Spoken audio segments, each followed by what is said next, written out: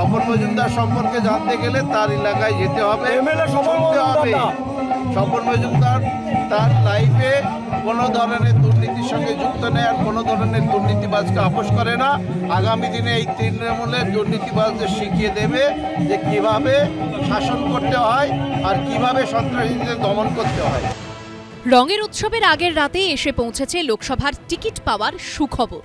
কিন্তু বর্তমান বিধায়ক থেকে সাংসদ হওয়ার দৌড়ে নামতে না নামতেই প্রতিদ্বন্দ্বী দলের কড়া প্রশ্নের মুখে পড়তে হলো বারাসাত লোকসভা কেন্দ্রের বিজেপি প্রার্থী স্বপন মজুমদারকে।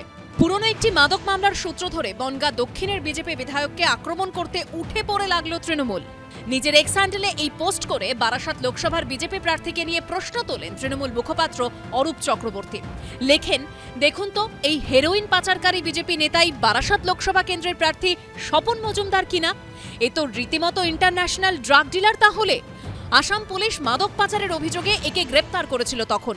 এই পোস্টটি রিপোস্ট করেন তৃণমূলের রাজ্য সাধারণ সম্পাদক কুণাল ঘোষ।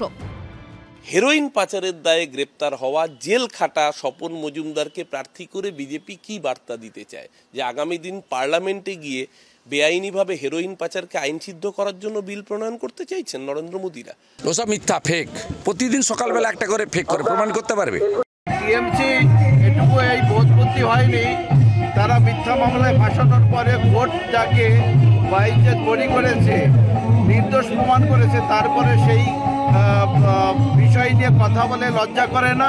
টিএমসি ছোট থেকে বড় সব ধরনের যে যত বড় নেতা সে তত বড় দুর্নীতিবাজ, তাদের কথা এই কথা মানায় নাকি?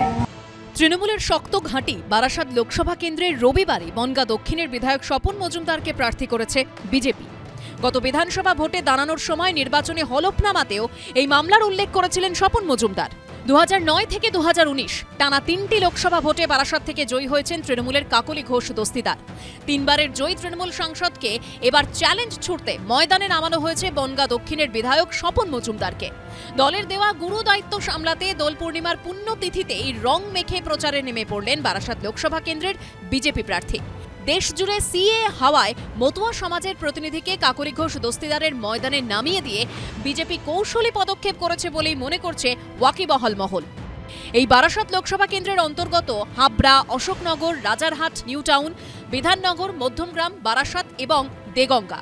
বর্তমানে রেশন দুর্নীতি মামলায় জেলবন্দি হাবড়ার ডাকসাইটে নেতা ও তৃণমূল বিধায়ক জ্যোতিপ্রিয় মল্লিক। 1 জুন 7ম দফায় বারাসাত লোকসভায় ভোট। এই পরিস্থিতিতে দুর্নীতির অভিযোগকে হাতিয়ার করে অ্যাডভান্টেজ নিতে পারবে কি পদ্ম শিবির, নাকি ফের নিজের আসন ধরে রাখবেন কাকলি ঘোষ দস্তিদার? উত্তর মিলবে 4 জুন। সমীরণ পাল, সন্দীপ সরকার ও বিজন চক্রবর্তীর রিপোর্ট, এবিপি আনন্দ।